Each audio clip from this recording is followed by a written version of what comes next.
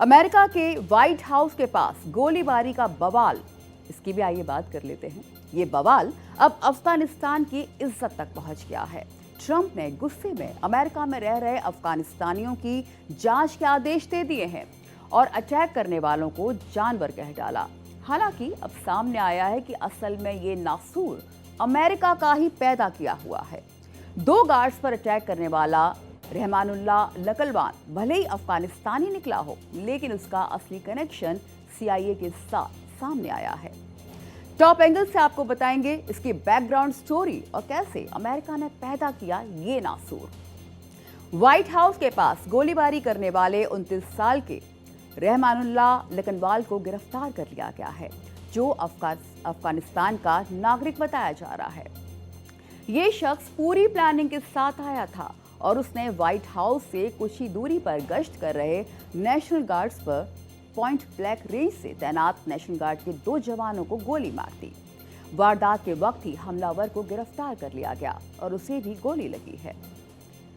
इस आरोपी के वीजा की समय सीमा पूरी हो चुकी थी और हमले के समय वो गैर कानूनी तरीके से देश में था।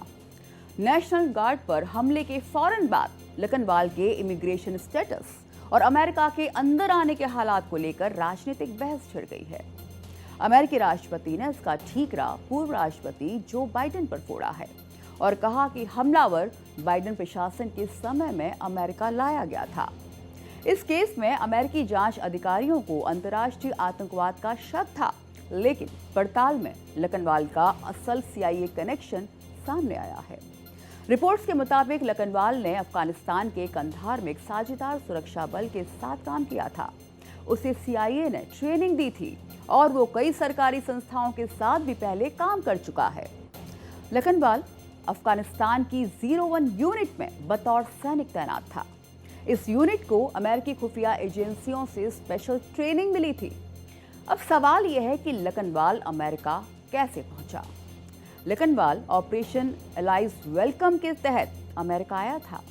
ये अमेरिकी सरकार की ओर से चलाया गया एक बड़ा प्रयास था, जिसे अगस्त 2021 में अफगानिस्तान से अमेरिकी सेना की वापसी के बाद शुरू किया गया था। यह ऑपरेशन मुख्य रूप से उन हजारों अफगान नागरिकों को अमेरिका में शिफ्ट करने और बसाने के लिए बनाया गया था, जिन्होंने युद्ध के दौरान अमेरिकी सेना या सरकारी एजेंसियों की सहायता की थी और जिनके तालिबान के सत्ता में आने के बाद जीवन खतरे में था। अफगानिस्तान से 2021 के बाद जब अमेरिकी फोर्स निकल गई, तब उसकी सर्विसेज भी टर्मिनेट कर दी गई थी। इस मामले में CIA के पूर्व निदेशक जॉन रैडक्लिफ ने कहा कि लकनवाल अमेरिका में इसलिए शिफ्ट हुआ था क्योंकि वो पहले अमेरिकी एजेंसियों के साथ काम कर चुका था। रैडक्लिफ ने अमेरिकी अधिकारियों पर सवाल उठाते हुए कहा कि प्रोफाइल वाले व्यक्तियों की एंट्री से पहले अधिक कठोर जांच से गुजरना चाहिए था। अमेरिका की राजधानी वॉशिंगटन DC में राष्ट्रपति के ट्रंप के आवास व्हाइट हाउस से महज कुछ दूरी पर हुई गोलीबारी ने देश को हिला दिया।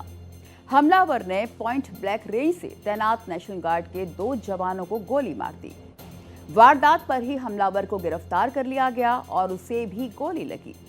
पकड़े गए हमलावर की पहचान 29 साल के रहमानुल्लाह लकनवाल के रूप में हुई है। अमेरिकी राष्ट्रपति ट्रंप ने बताया कि हमलावर अफगान नागरिक है जो साल 2021 में ऑपरेशन एलाइज वेलकम के तहत अमेरिका लाया गया था। अमेरिकी न्याय विभाग ने बताया कि इस हमले की जांच आतंकवाद की कार्रवाई के रूप में की जा रही है। गैर कानूनी रूप से अमेरिका में था हमलावर। अमेरिकी मीडिया हाउस CNN की रिपोर्ट में कहा गया है कि लकनवाल के वीजा की समय सीमा पूरी हो चुकी थी और हमले के समय वो गैर कानूनी तरीके से देश में था। नेशनल गार्ड पर हमले के तुरंत बाद उसके इमिग्रेशन स्टेटस और अमेरिका के अंदर आने के हालात को लेकर राजनीतिक बहस छिड़ गई है।